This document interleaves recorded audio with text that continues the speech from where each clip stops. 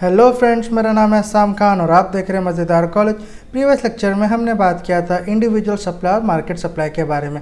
आज के इस लेक्चर में हम बात करने वाले हैं डिटर्मिनेंट्स ऑफ सप्लाई के बारे में। तो चलिए, डिटर्मिनेंट्स ऑफ सप्लाई क्या होता है। डिटर्मिनेंट्स ऑफ सप्लाई का मतलब होता है कि ऐसे कौन कौन सी चीज़ें हैं जिसके वजह से सप्लाई घटता या बढ़ सकता है। आई बात समझ में? तो चलिए, सबसे पहला चीज़ देख लेते हैं, वो है प्राइस। इसका मतलब क्या? सी price is an important factor influencing the supply of a commodity. More quantities are supplied at a higher price and less quantity are supplied at a lower price. See children, price भी एक important role play करता है supply में, ठीक है, supply of commodity में। क्यों? देखो, जब चिल्ड्रन प्राइस ज़्यादा होगा तो प्रोड्यूसर क्या चाहेगा कि वो ज़्यादा से ज़्यादा सप्लाई करे, ठीक है। और प्राइस जब कम होगा तो उसका क्या मानना रहेगा कि उसका सप्लाई भी कम हो जाएगी। ऐसा क्यों? क्योंकि जब प्राइस बढ़ता है कोई भी कमोडिटी का तो प्रोड्यूसर इसलिए चाहेगा कि हायर प्राइस हो गया तो इसलिए चाहेगा कि वो ज़्यादा बेचे, क्योंकि उसको ज़्यादा प्रॉफिट हो सकता है। आई बात समझ में? क्लियर हो गया? Okay. Thus there is a direct relationship between price and quantity supply. तो चिल्ड्रन, जब प्राइस हाई होता है तो सप्लाई भी ज़्यादा होता है और जब प्राइस कम होता है तो सप्लाई भी कम हो जाता है। तो उसको बोलते हैं डायरेक्ट रिलेशनशिप, कि जब प्राइस हाई होगा तो सप्लाई भी ज़्यादा होगा। उसको बोलेंगे डायरेक्ट रिलेशनशिप। किसके बीच में होगा? प्राइस और सप्लाई के बीच में। आई बात समझ में? क्लियर हो गया? चलिए, उसके बाद देख लेते हैं हम टेक्नोलॉजी। इसका मतलब क्या? से improve and advanced technology plays an important role in determination of supply. सी इम्प्रूव या फिर एडवांस जो टेक्नोलॉजी होती है ना, वो भी इंपॉर्टेंट रोल प्ले करती है सप्लाई को डिटरमाइन करने में। किस तरह से? See for example, technological improvement reduce the cost of production which lead to an increase in production and supply. जब चिल्ड्रन समझ लो, आप जब प्रोडक्शन करते हो, ठीक है, और आपके पास एडवांस टेक्नोलॉजी है तो आपका प्रोडक्शन जो है वो जल्दी होगा और अच्छी तरीके से होगा। आई बात समझ में? जब प्रोडक्शन जल्दी होता है, अच्छी तरीके से होता है और प्रोडक्शन ज़्यादा होता है तो आप ज़्यादा सप्लाई कर पाओगे। आई बात समझ में? तो टेक्नोलॉजी भी एक रोल प्ले करता है सप्लाई को डिटरमाइन करने में। क्लियर? चलिए, उसके बाद आता है कॉस्ट ऑफ प्रोडक्शन। इसका मतलब क्या? से cost of production also plays an important role in determination of supply.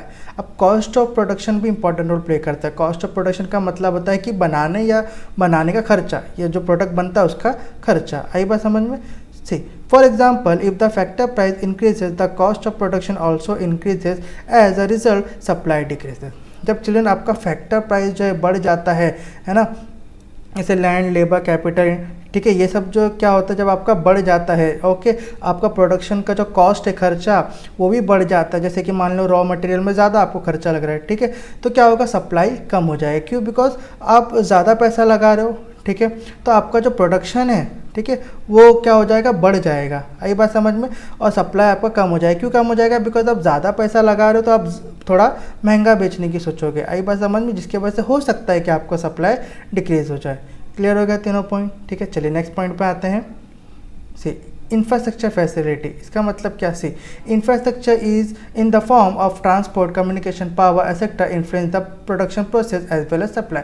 See children, जब इंफ्रास्ट्रक्चर होगा, यानी कि सपोज इंफ्रास्ट्रक्चर भी आपका अच्छा है, ट्रांसपोर्टेशन भी अच्छा है, कम्युनिकेशन है, पावर एक्सेट्रा है, तो ये सारी चीज़ें भी जो है प्रोडक्शन प्रोसेस में, सप्लाई में भी इन्फ्लुएंस करती है। किस तरह से? देखो, shortage of this facility decrease the supply and vice versa.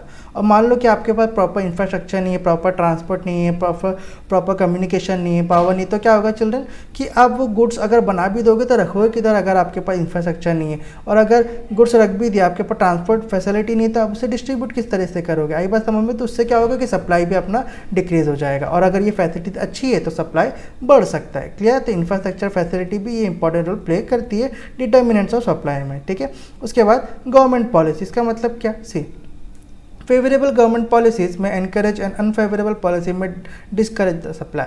अगर समझो गवर्नमेंट की पॉलिसी ठीक ठाक है, अगर फेवरेबल है, ठीक है, तो सप्लाई एनकरेज होगा। और अगर अनफेवरेबल है, मतलब सप्लाई, ठीक है, अनफेवरेबल है गवर्नमेंट की पॉलिसी, तो सप्लाई डिस्करेज हो सकता है। किस तरीके से? देखो, government policies like taxation, subsidies etcetera में एनकरेज और discourage the production and supply depending the policy.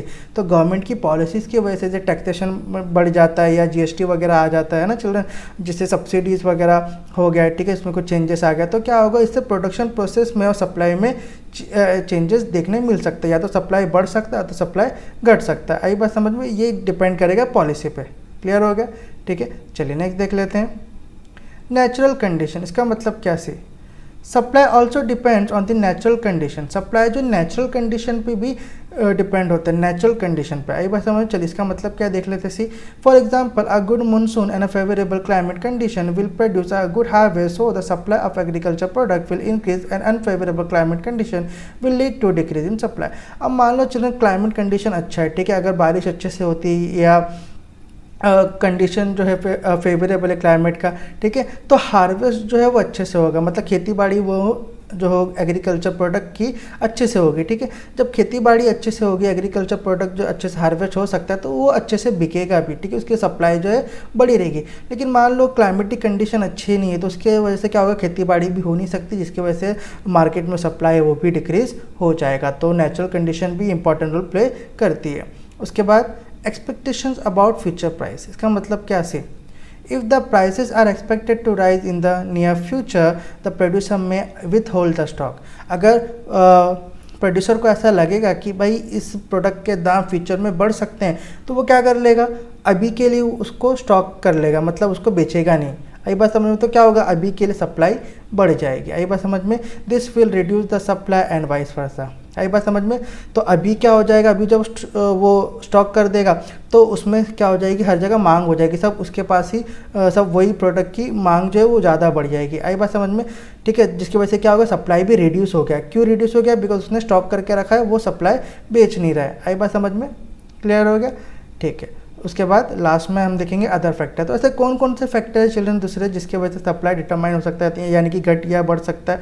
देखो, it include nature of the market, relative price of the other goods, export and import, industrial relation, availability of factor, production etc।